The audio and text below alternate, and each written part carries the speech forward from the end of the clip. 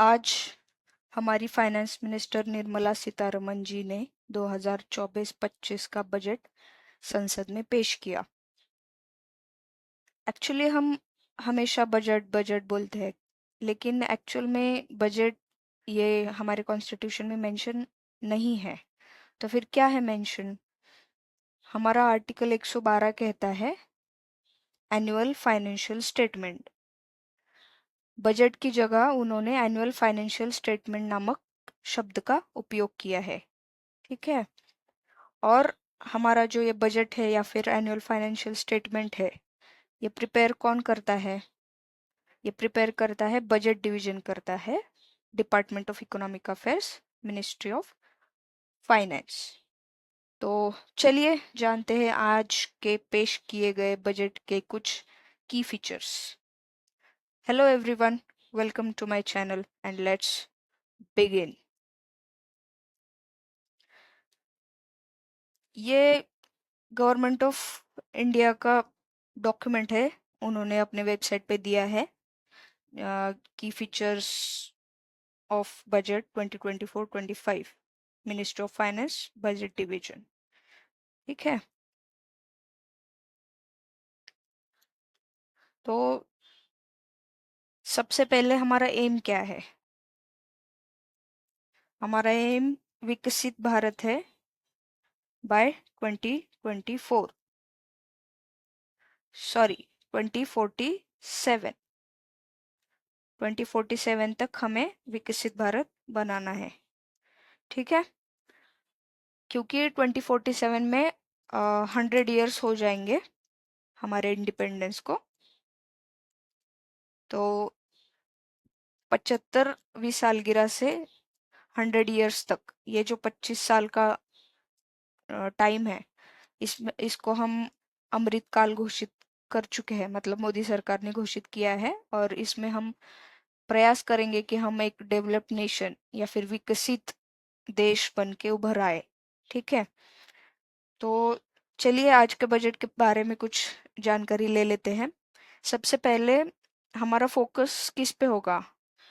तो हमारा फोकस होगा 4 मेजर कास्ट पे।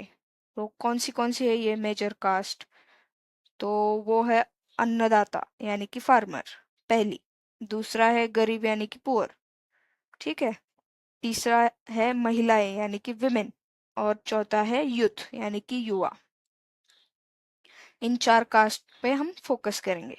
फिर हमारे बजट के कुछ थीम्स भी हैं, जैसे एम्प्लॉयमेंट है, स्किलिंग है, एमएसएमई है या फिर मिडिल क्लास है। ये 4 हमारे इस साल के बजट के थीम्स है।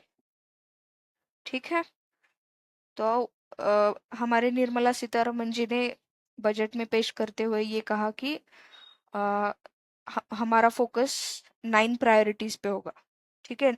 अब वो कौन सी 9 प्रायोरिटीज है, हम वन बाय वन देख लेते हैं। सबसे पहला है एग्रीकल्चर। एग्रीकल्चर पे फोकस करना है, ऐसा उन्होंने बोला। तो उसमें क्या क्या की फीचर्स है? ट्रांसफॉर्मिंग एग्रीकल्चरल रिसर्च, इसमें हम एग्रीकल्चरल रिसर्च जो है वो बढ़ाएंगे। ठीक है। प्रोडक्टिविटी बढ़ाने के लिए या फिर क्लाइमेट रेजिलियंस को डेवलप करने के लिए। ठीक है। फूड सिक्योरिटी का भी इशू, मतलब आने वाले सालों में हो जाएगा। या फिर हमको फूड इनसिक्योरिटी को डील करना है। इसके लिए हमने एग्रीकल्चर और रिसर्च पे फोकस करना ज़रूरी है। ठीक है। फिर नेक्स्ट है आत्मनिर्भरता। आत्मनिर्भरता किस चीज़ के बारे में? आत्मनिर्भरता ऑयल सीड्स के बारे में। कौन से उन्होंने मेंशन किए हैं कि मस्टर्ड है, ग्राउंडनट है, सिसमे है, सोयाबीन है या फिर सनफ्लावर है। ठीक है। फिर उन्होंने और एक मेंशन की बात की, नेशनल कोऑपरेशन पॉलिसी। उसमें क्या करेंगे? हम ऑलराउंड डेवलपमेंट करेंगे, किसकी? कोऑपरेटिव सेक्टर की। आप सब तो जानते ही है कि कोऑपरेटिव सेक्टर और फार्मर्स दोनों साथ साथ चलते हैं, मतलब फार्मर्स ही मिलके कोऑपरेटिव सेक्टर बनाते हैं। तो इन दोनों का साथ चलना ज़रूरी है, इसलिए हम कोऑपरेटिव सेक्टर को भी डेवलप करने की बात कर रहे हैं। ठीक है। फिर क्या है? Vegetable production and supply chain. ठीक है। उसमें हम कोऑपरेटिव स्टार्टअप्स पे ध्यान देंगे, वेजिटेबल प्रोडक्शन और सप्लाई चेन के बारे में, ठीक है। कलेक्शन, स्टोरेज और मार्केटिंग पे भी फोकस करेंगे। उन्होंने और क्या बताया, रिलीज ऑफ न्यू वैरायटीज, जैसे फूड इनसिक्योरिटी को डील करने के लिए हाई यील्डिंग वैरायटी, मतलब 109 हाई यील्डिंग वैरायटी और climate resilient variety 32 horticulture crops की रिलीज की जाएगी कल्टीवेशन के लिए, ठीक है। और क्या उन्होंने बताया उनके स्पीच में, वो नेचुरल फार्मिंग पे भी उन्होंने बताया कि 1 करोड़ जो फार्मर्स है उनको नेचुरल फार्मिंग के लिए हेल्प की जाएगी और उनको सर्टिफिकेशन भी दिया जाएगा। ब्रांडिंग भी की जाएगी अगले 2 साल तक। आजकल बहुत चल रहा है ना, organic farming, natural farming, organic खाओ अच्छा खाओ। तो इसी के चलते इसको हमने क्या बोल क्या बोलते हैं उसको, हमने प्रोडक्शन करने के लिए या फिर प्रमोट करने के लिए इसको बजट में डाल दिया है। फिर क्या है, श्रिम्प प्रोडक्शन एंड एक्सपोर्ट। अब ये श्रिम्प एक मरीन सी फूड है, जो कोस्ट लाइन है वहाँ के लोग मोस्टली खाते हैं, गोवा वगैरह। आप कभी गए होंगे तो आपने खाया होगा अगर आप नॉन वेजिटेरियन है तो श्रिम्प प्रोडक्शन और एक्सपोर्ट पे भी हम फोकस करने वाले हैं, क्योंकि क्या है, इंटरनेशनल मार्केट में श्रिम्प की बहुत डिमांड बढ़ रही है या फिर बढ़ चुकी है। इसके लिए श्रिम्प प्रोडक्शन और उसका एक्सपोर्ट करना हमारे लिए प्रॉफिटेबल हो जाएगा, ठीक है। उसके बाद है digital public infrastructure. Digital digital India का मिशन तो आपने देखा ही होगा, कहीं सुना होगा। डिजिटल इंडिया पे बहुत फोकस है मोदी गवर्नमेंट का, तो इसके लिए हम डिजिटल पब्लिक इंफ्रास्ट्रक्चर भी बनाएंगे, ठीक है। उसमें क्या है, coverage of farmers and there lands in 3 years, मतलब हम लैंड का कवरेज करेंगे, ठीक है। डिजिटल क्रॉप सर्वे भी होगा 400 डिस्ट्रिक्ट में, 400 जिले में डिजिटल क्रॉप सर्वे भी किया जाएगा, ठीक है।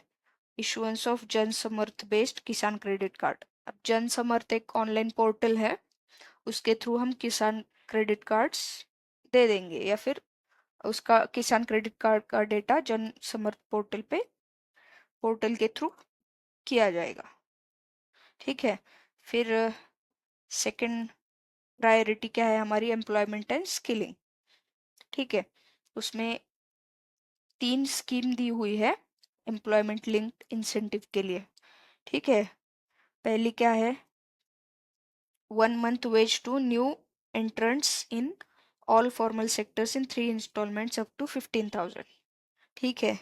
मतलब जो नए लोग हैं, जो फर्स्ट टाइमर्स है, फ्रेशर्स है, उनको 1 महीने का वेज या फिर पेमेंट दिया जाएगा फॉर्मल सेक्टर्स में, ठीक है। वो भी 3 इंस्टॉलमेंट में 15,000 तक, ठीक है। और ये 210 लाख युवाओं को बेनिफिट करेगा। उसके बाद है जॉब क्रिएशन इन मैन्युफैक्चरिंग, ठीक है। ये फर्स्ट टाइम जो एम्प्लॉय है उनको लिंक किया जाएगा। एंड जो ईपीएफओ यानी कि incentive to both employ and employer for EPFO contribution, मतलब जो पीएफ वगैरह होता है हमारा, वो जो एम्प्लॉय है और एम्प्लॉयर है वो दोनों को इंसेंटिव मिलेगा, ठीक है, पहले 4 साल तक, ठीक है। और ये 30 लाख युवाओं को बेनिफिट करेगा। फिर तीसरा क्या है, government will reimburse EPFO contributions of employers up to 3,000 per month for 2 years for all new hires, ठीक है। और ये 50 लाख जॉब जनरेट करेगा।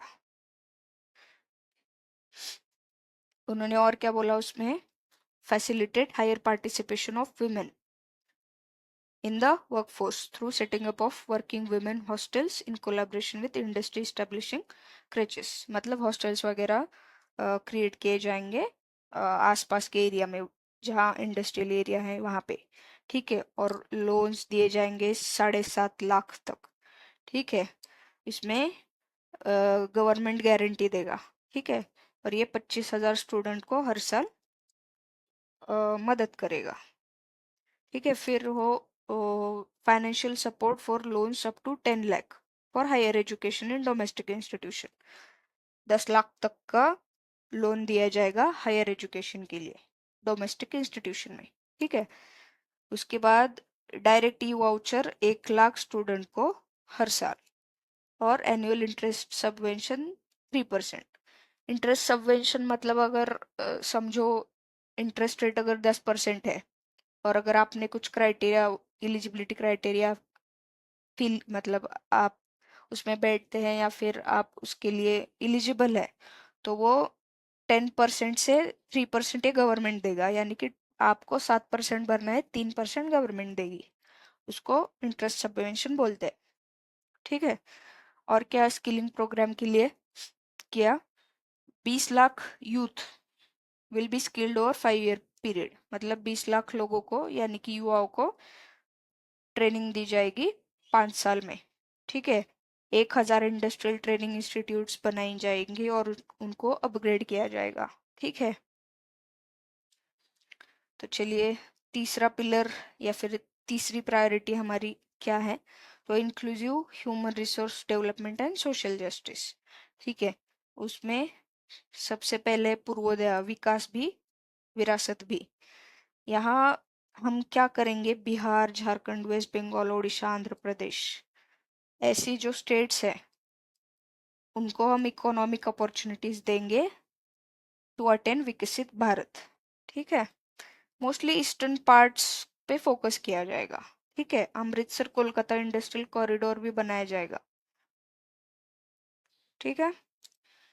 फिर और क्या उन्होंने बोला, allocation of more than 3 lakh crore for schemes benefiting women and girls, मतलब महिलाएं और लड़कियों के लिए 3 लाख करोड़ की स्कीम के बेनिफिट्स दिए जाएंगे। ठीक है। फिर क्या है, प्रधानमंत्री जनजातीय उन्नत ग्राम अभियान, उन्नत ग्राम अभियान। ठीक है। ये क्या करेगा, socio economic condition of tribal communities ये इम्प्रूव करेगा। 63,000 विलेजेस को ये बेनिफिट देगा और 5 करोड़ आदिवासी लोगों को इसका फायदा होगा। ठीक है। उसके बाद more than 100 branches of India post payment bank will be set up in north east region, मतलब हमारे जो नॉर्थ ईस्ट के रीजन है, आसाम, अरुणाचल वगैरह, ये 7 सिस्टर्स वगैरह है, उस रीजन में हम इंडिया पोस्ट पेमेंट बैंक की 100 से ज़्यादा यानी 100 से ज़्यादा ब्रांचेस डेवलप करेंगे या फिर इस्टेब्लिश करेंगे। ठीक है। ताकि डिजिटल इंडिया का रीच वाइड हो और वो लोग भी इंक्लूसिव डेवलपमेंट के लिए या फिर इंक्लूसिविटी बढ़ जाए। ठीक है। उसके बाद आंध्र प्रदेश रीऑर्गेनाइजेशन एक्ट, आंध्र प्रदेश पे फोकस किया है इस बार सरकार ने, तो उनको फाइनेंशियल सपोर्ट दिया जाएगा 15,000 करोड़ का 2024-25 के फाइनेंशियल ईयर के लिए। पोलावरम इरिगेशन प्रोजेक्ट भी कंप्लीट किया जाएगा। ठीक है। और essential infrastructure such as water, power, railway, roads, ठीक है, ये सब इंडस्ट्रियल कॉरिडोर्स वगैरह बनाए जाएंगे। ठीक है। तो चौथा हम प्रायोरिटी देख लेते हैं, मैन्युफैक्चरिंग एंड सर्विसेज। इसमें new assessment model for MSME credit, assessment का नया मॉडल बनाया जाएगा। ठीक है। क्रेडिट गारंटी दी जाएगी मैन्युफैक्चरिंग सेक्टर को या फिर एमएसएमई को, माइक्रो स्मॉल मीडियम एंटरप्राइजेस को, जिसको हम एमएसएमई बोलते हैं शॉर्ट में। ठीक है। उसके बाद मुद्रा लोन्स, जो मुद्रा लोन्स मतलब ये पहले भी है पर उसका जो तरुण कैटेगरी में जो लिमिट है वो बढ़ा दिया है, 10 लाख से 20 लाख की है। एक्चुअली मुद्रा लोन्स में 3 प्रकार के लोन्स दिए जाते हैं। एक होता है शिशु, शिशु में 50,000 तक का लोन दिया जाता है। उसके बाद किशोर, किशोर में 50,000 से 5 लाख तक का लोन दिया जाता है। फिर तरुण, तरुण में पहले 5 लाख से 10 लाख दिया जाता था, अब ये 10 लाख से बढ़ा के 20 लाख कर दिया है। ठीक है।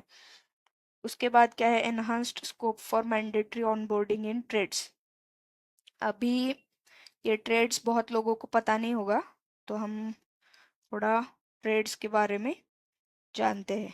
ठीक है, तो ट्रेड्स क्या होते हैं? अगर एक्चुअली ये ऑनलाइन प्लेटफॉर्म है जहाँ पे रिसीट्स मान लो, या फिर फैक्टरिंग यूनिट नाम के एक पेपर का शीट होता है, वो उसका ट्रेडिंग कह सकते हो आप, ट्रेडिंग किया जा सकता है।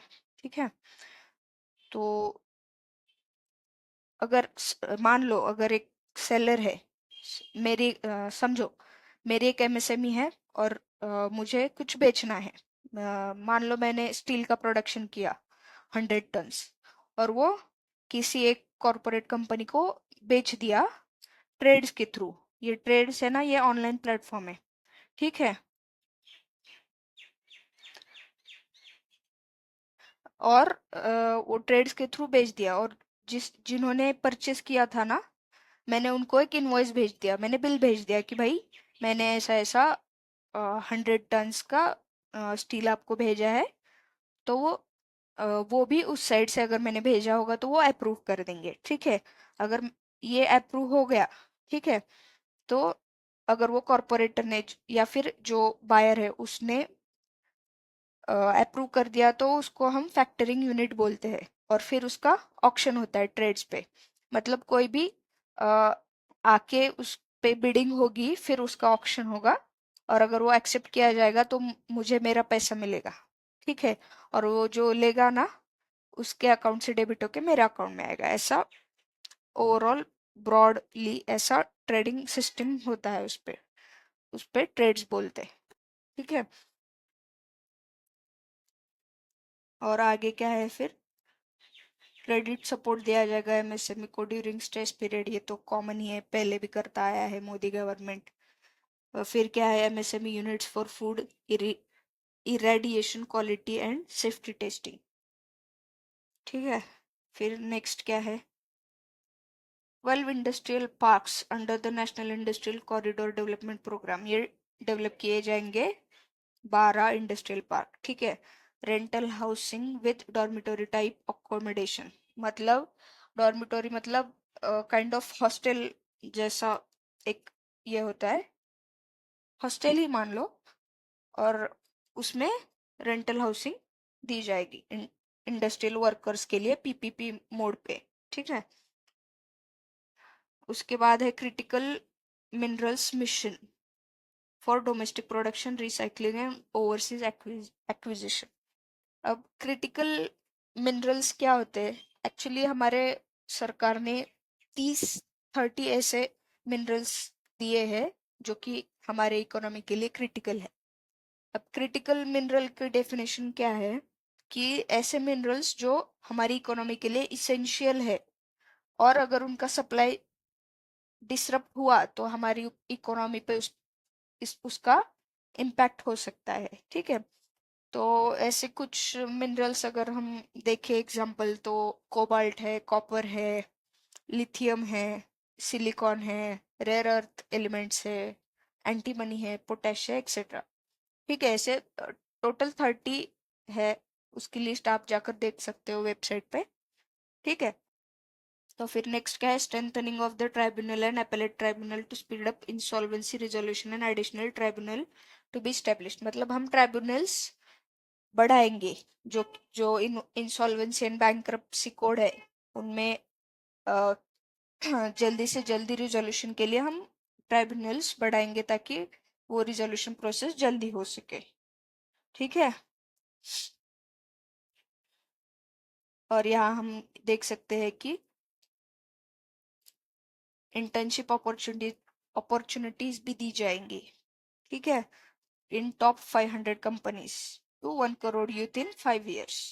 ठीक है, allowance of 5,000 per month along with one-time assistance of 6,000 through CSR funds, corporate social responsibility।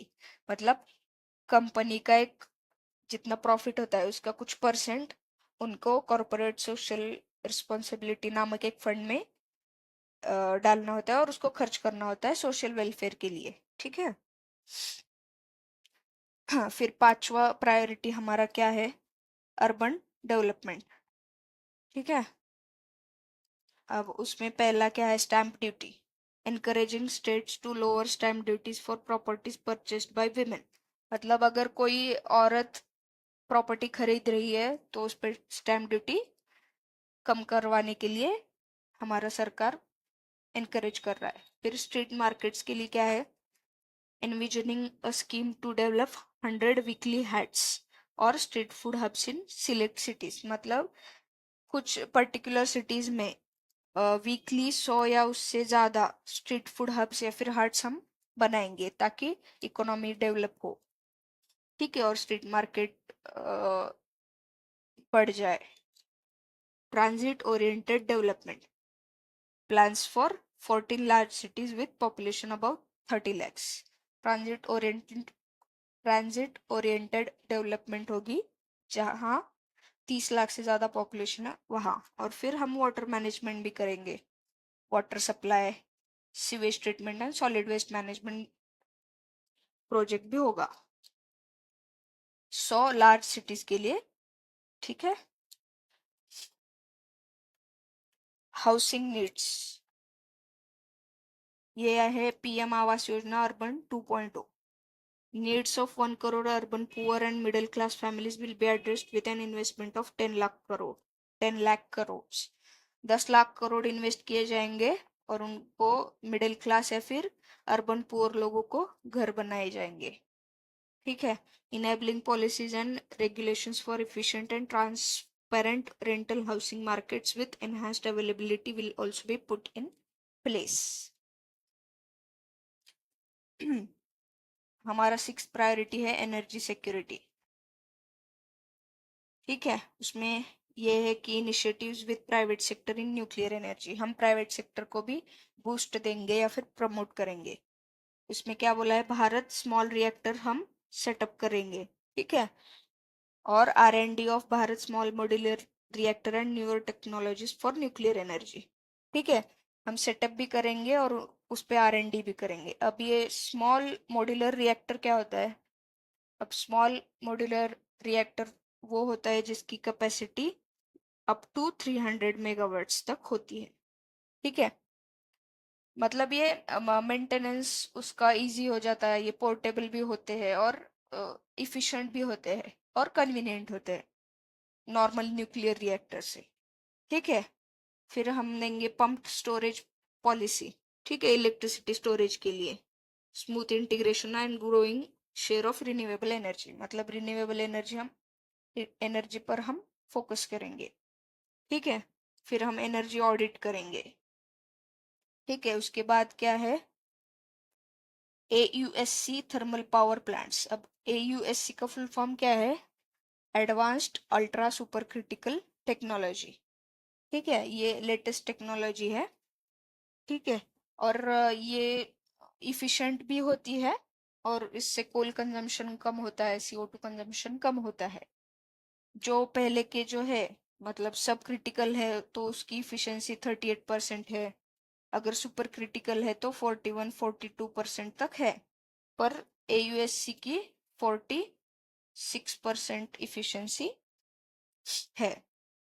ठीक है, और ये हम NTPC और बेल का मिला के एक जॉइंट वेंचर होने वाला है। ठीक है,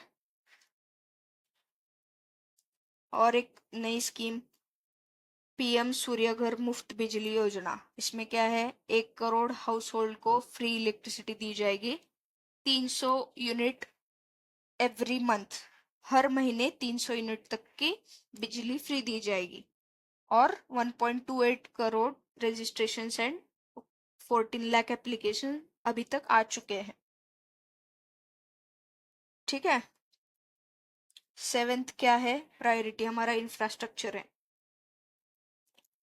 इंफ्रास्ट्रक्चर है, उसमें हमने 11,11,111 करोड़ दिया है इंफ्रास्ट्रक्चर के लिए, जो कि 3.4% है हमारे GDP का। ठीक है। 1.5 lakh crore to states as long term interest free loans to support resource allocation. मतलब 1.5 लाख करोड़ हम राज्यों को देंगे long term interest free loan के लिए, रिसोर्स एलोकेशन करने के लिए। ठीक है।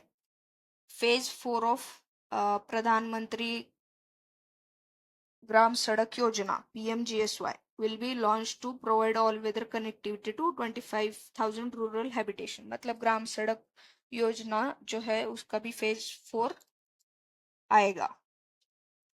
ठीक है, फिर देखते हैं इरिगेशन एंड फ्लड मिटिगेशन।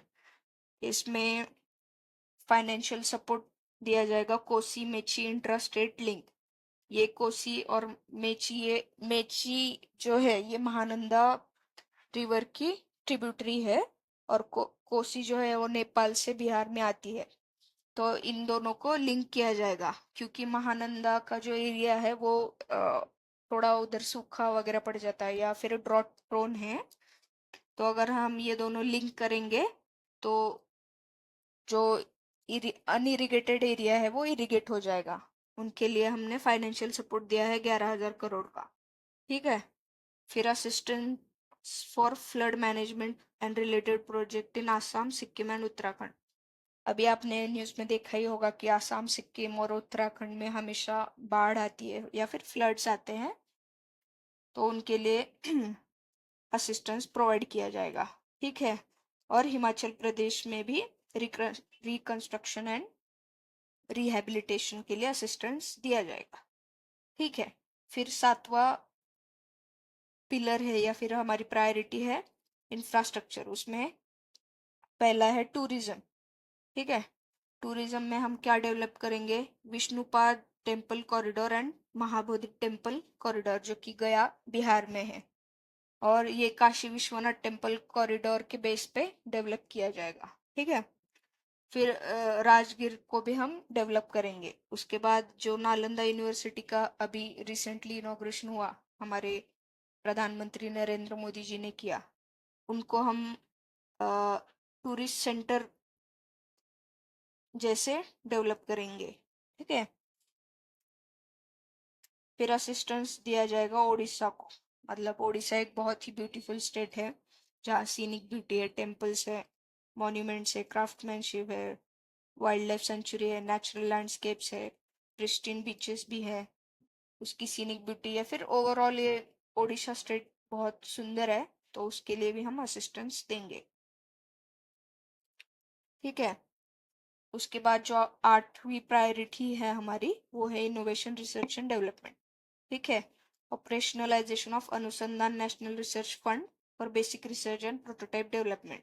ठीक है, हम अनुसंधान नेशनल रिसर्च फंड डेवलप करेंगे बेसिक रिसर्च के लिए। ठीक है, और प्राइवेट सेक्टर को भी प्रमोट करेंगे रिसर्च एंड इनोवेशन के लिए। ठीक है, स्पेस इकोनॉमी के लिए हम 1,000 करोड़ का कैपिटल फंड फॉर्म करेंगे, सेटअप करेंगे, स्पेस यानी अंतरिक्ष के लिए। अंतरिक्ष, स्पेस इकोनॉमी, अंतरिक्ष के डेवलपमेंट के लिए। ठीक है, कैपिटल फंड देंगे हम 1,000 करोड़ का। फिर हमारा 9th एंड लास्ट प्रायोरिटी है नेक्स्ट जनरेशन रिफॉर्म्स। इनमें क्या क्या है हम देख लेते हैं। Rural and urban land related actions, उसमें क्या है? Unique land parcel identification number और भू आधार फॉर ऑल लैंड। जैसे इंडिया में लोगों की आइडेंटिफिकेशन के लिए आधार कार्ड दिया जाता है, वैसे ही लैंड के लिए unique land parcel identification number दिया जाता है, ULPID। ठीक है, इसको हम भू आधार भी कहते हैं, चलेगा? उसके बाद हम सर्वे करेंगे subdivision as per current ownership, survey of map subdivision as per current ownership. ठीक है, हम फार्मर्स रजिस्ट्रीज भी बनाएंगे और उनकी लिंकेजेस बनाएंगे। ठीक है, land record in urban areas will be digitized with GIS mapping. Land record करेंगे हम GIS मैपिंग के साथ। ठीक है, फिर digitization of cadastral maps and establishment of land registry. ठीक है, and then next is taxonomy for climate finance, enhancing the availability of capital for climate adaptation and mitigation related investment। Modi सरकार का focus renewable energy, climate change या फिर net zero emissions पे हमेशा ऐसे ही रहा है। उसमें हम क्लाइमेट फाइनेंस भी हम अवेलेबल कराएंगे कैपिटल के लिए, capital for climate adaptation and mitigation. ठीक है। FDI and overseas investment simplified to facilitate FDIs and promote opportunities for using Indian rupee as a currency for overseas investment। FDI यानी कि जो पैसा बाहर से हमारे देश में आता है उसको हम एफडीआई कहते हैं। ठीक है। उसके लिए हम प्रोसीजर वगैरह हम सिंप्लीफाई करेंगे। ठीक है। इसके बाद है एनपीएस वात्सल्य, इसको हम 2 मिनट बाद देख लेते हैं। Next is improvement of data governance, collection, processing and management of data and statistics. ठीक है। हम सारा डेटा गवर्नेंस, कलेक्शन, प्रोसेसिंग वगैरह पर फोकस करेंगे और उसका स्टैटिस्टिक्स मेंटेन करेंगे। ठीक है। अब and next is new pension scheme. ठीक है। A solution that address the relevant issues, protects the common citizen and maintains fiscal prudence will be formed. अब न्यू पेंशन स्कीम क्या है कि जो एम्प्लॉयज होते हैं वो कुछ हर महीना, मतलब जब वो कमाते हैं वो अपनी सैलरी का कुछ कंट्रीब्यूशन, मतलब सैलरी का कुछ परसेंट कंट्रीब्यूट करते हैं जो कि उनको रिटायरमेंट के बाद मिलेगा। ठीक है। कुछ इंटरेस्ट के साथ, और वो अपने रिटायरमेंट अच्छे से या फिर ओल्ड एज अच्छे से बिता सकते हैं। इसके लिए न्यू पेमेंट स्कीम लाई गई है और इसी आधार पर एनपीएस वात्सल्य ये नई स्कीम बजट 2024 में लॉन्च की गई है। एनपीएस का फुल फॉर्म ही है न्यू पेंशन स्कीम वात्सल्य, मतलब एनपीएस वात्सल्य। इसमें हम क्या करेंगे, कंट्रीब्यूशन जो है अपने पेरेंट्स जो है अपने बच्चों के लिए, जो माइनर चिल्ड्रंस है उनके लिए, या फिर पेरेंट्स है या फिर गार्डियन है वो अपने माइनर बच्चों के लिए, मतलब जो 18 साल से कम है ऐसे बच्चे, या फिर जिनकी अभी शादी नहीं हुई जिन बच्चों की, ऐसे मोस्टली अंडर 18 इयर्स के बच्चे ही होते हैं, उनके लिए उनके पेरेंट्स कंट्रीब्यूट कर सकते हैं, उसको हम एनपीएस वात्सल्य बोलते हैं। ठीक है।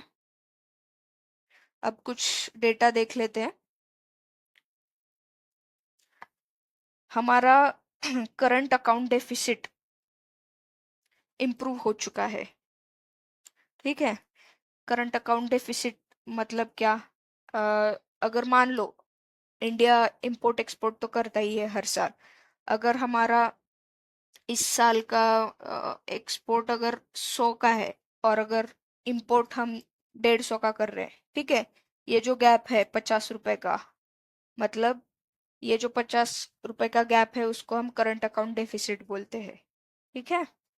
और अगर मान लो अगर ये उल्टा होता, अगर हम 100 रुपए 100 रुपए का जो प्रोडक्शन है वो हम इंपोर्ट करते और 150 का अगर भेजते, तो हमारा जो 50 का ये जो डिफरेंस है ये करंट अकाउंट सरप्लस होता, ना कि डेफिसिट होता। ठीक है। तो हमारा जो करंट अकाउंट डेफिसिट है वो इम्प्रूव हो रहा है। वैसे बहुत सालों से इंडिया करंट अकाउंट डेफिसिट में ही चल रहा है। ठीक है। उसके बाद India grew at 8.2% in financial year 2024। ठीक है। हमारी इकोनॉमिक ग्रोथ 8.2% हुई है, ऐसा बोला है बजट में। ठीक है। आप देख सकते हैं ये जो मैप है यहाँ पे, ये रियल जीडीपी है, ये आप देख सकते हैं बढ़ रही है वैसे। और रियल जीडीपी जो ग्रोथ है वो थोड़ी फ्लक्चुएट हो रही है, पर ऑलमोस्ट सेम स्टेबल चल रही है वैसे देखे तो वैसे। ठीक है। 8.2% ये कोविड का टाइम था जब वो बहुत नीचे चली गई थी, उसके बाद से ये ऊपर आ रही है और अभी सिमिलर रेट पे ही चल रही है, 6 to 8% के बीच में। ठीक है। और इस साल 8.2% बताई जा रही है ग्रोथ। ठीक है। उसके बाद expansionary PMI index, purchasing managers index. अब ये इंडेक्स होता है 100 से 100 के बीच में, मतलब अगर 50 से ज़्यादा अगर इंडेक्स की वैल्यू है तो वो इकोनॉमी जो है वो एक्सपांड कर रही है, और अगर वो 50 से कम है तो वो कॉन्ट्रैक्ट कर रही है। मतलब अगर 50 से ज्यादा है स्कोर तो अच्छा माना जाता है इकोनॉमी के लिए। ठीक है, तो ये एक्सपांशनरी है जो कि अच्छा साइन है। उसके बाद क्या है, decline in gross NPS of scheduled commercial banks. Non performing asset जो है वो कम होते जा रहे हैं लगातार। ठीक है, अब नॉन परफॉर्मिंग एसेट्स क्या होते हैं, मतलब ऐसे लोन जो 90 दिन से ज्यादा उसका प्रिंसिपल या फिर अमाउंट अगर नहीं आया है तो उसको हम एनपीए कंसिडर करते हैं, क्योंकि उसका रिटर्न नहीं आया। अगर समझो बैंक लोन देती है, ठीक है, बैंक ने मुझे मान लो 1000 रुपए का लोन दिया, ठीक है, और उस पे 10% इंटरेस्ट है, और मुझे वो 10 महीने में चुकाना है, ठीक है, 10 मंथ्स। अगर वैसे देखा जाए तो वो मुझे 100 रुपए, और उस पे 10 मतलब 110 रुपए हर महीने चुकाने होंगे, ताकि 10 महीने बाद मेरा लोन क्लियर हो जाएगा।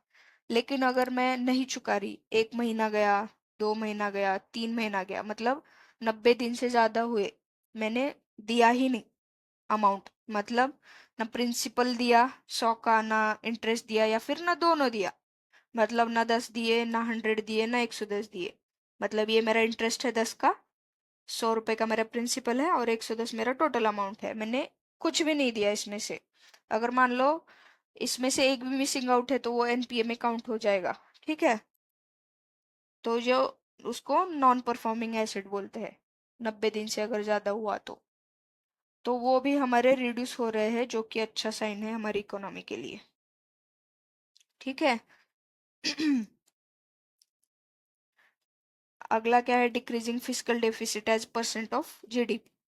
अब फिजिकल डेफिसिट क्या है, हमारा जो भारत सरकार है वो, उसका जितना रेवेन्यू आता है, मतलब मान लो अगर टैक्स वगैरह जीएसटी कलेक्शन करके या फिर डिसइन्वेस्टमेंट करके सरकार के पास 100 रुपए आए, ठीक है, लेकिन अगर सरकार ने 120 रुपए खर्च दिए, मतलब एक्सपेंडिचर कर दिया 120 का, ये जो 120 में से 100 जाने के बाद जो 20 का गैप है, उसको हम फिजिकल डेफिसिट बोलते हैं। ठीक है, और अगर मान लो 100 का इनकम है, और हम, मतलब सरकार 80 रुपए ही खर्च कर रही है, तो उसको सरप्लस बोलते हैं, फिजिकल सरप्लस। लेकिन हम 120 का खर्चा कर रहे हैं, तो ये जो 20 रुपए कम पड़ रहे हैं ना, उसको डेफिसिट बोलते हैं। ठीक है। जो कि घट रहा है, डिक्रीजिंग फिजिकल डेफिसिट, ये भी अच्छा साइन है वैसे। और अगला है टेमिंग इन्फ्लेशन। इन्फ्लेशन हमारा 22 में 6.7% था, और इस साल 5.4%, मतलब 2023 में 5.4% था। ठीक है।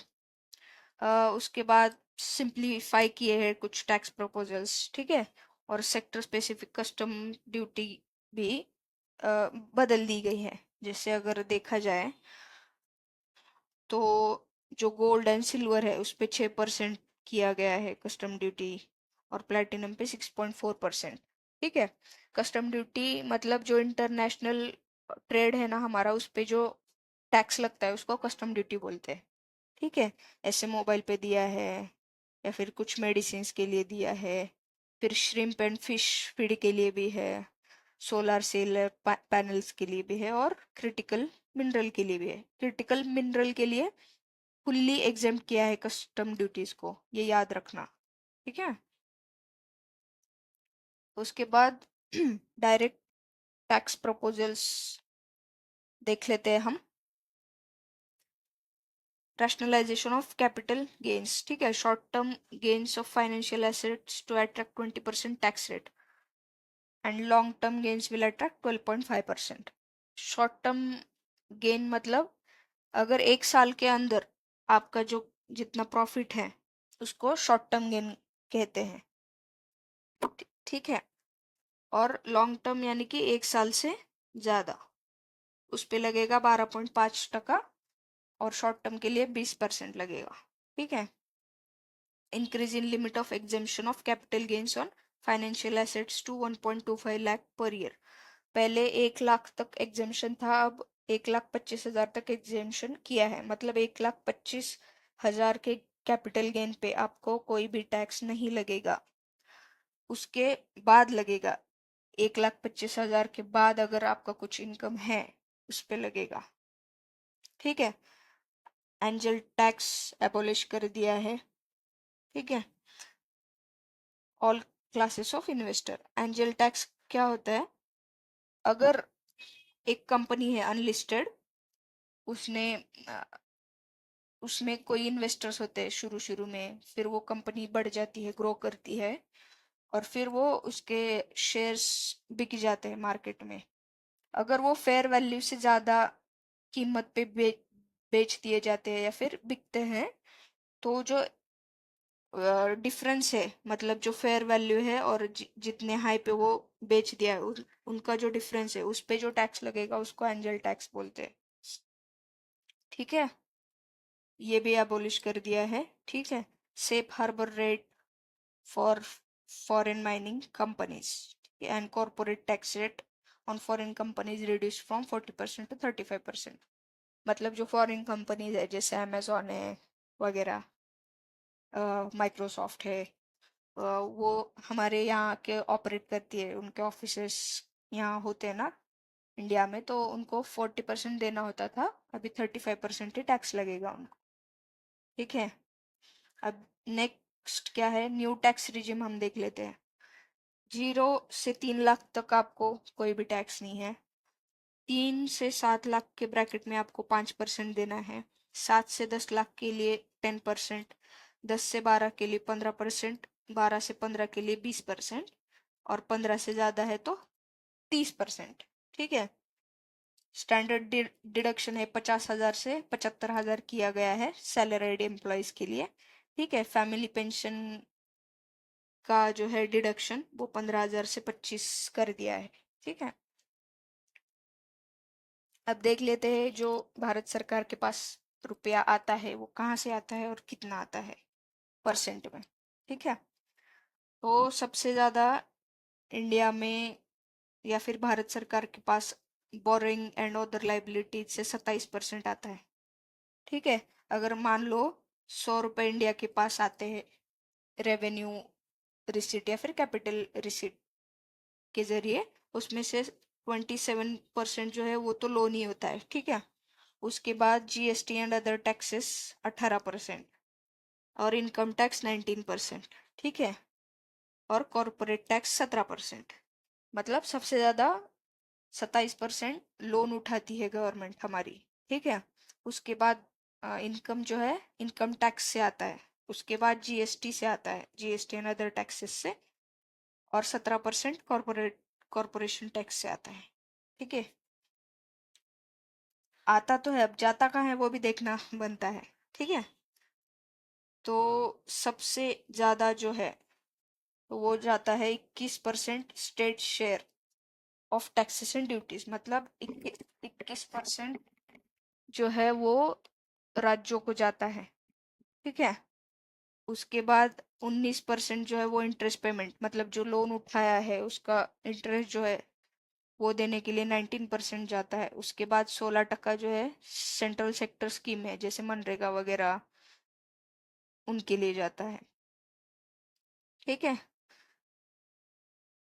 चलिए आगे देखते हैं।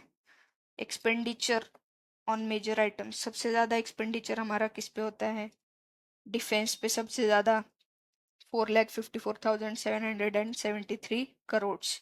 फिर रूरल डेवलपमेंट में 2,65,808 करोड़। फिर एग्रीकल्चर एंड अलाइड एक्टिविटीज़ के लिए 1,51,851 करोड़। ठीक है, सबसे अगर कम देखे तो कॉमर्स एंड इंडस्ट्री के लिए 47,559, एंड सोशल वेलफेयर के लिए 56,000 करोड़। अब मेजर स्कीम्स के लिए ऑलोकेशन देख लेते हैं हम। सबसे पहले मनरेगा। मनरेगा का पहले था 60,000, उसका बढ़ा के 86,000 किया है। फिर R&D के लिए 840 से 1,200 करोड़ हुआ है। ठीक है। फिर उसके बाद न्यूक्लियर पावर प्रोजेक्ट्स जो है उसका 442 से 2228 करोड़ हुआ है। उसके बाद प्रोडक्शन लिंक्ड इंसेंटिव जो है फार्मास्यूटिकल इंडस्ट्री के लिए, उसमें 1200 से लेकर 2143 किया है। ठीक है। उसके बाद development of semiconductors and display manufacturing, मतलब सेमीकंडक्टर सेक्टर के लिए 3000 से 6903 करोड़।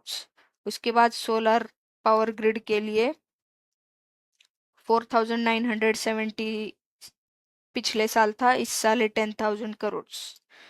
ठीक है।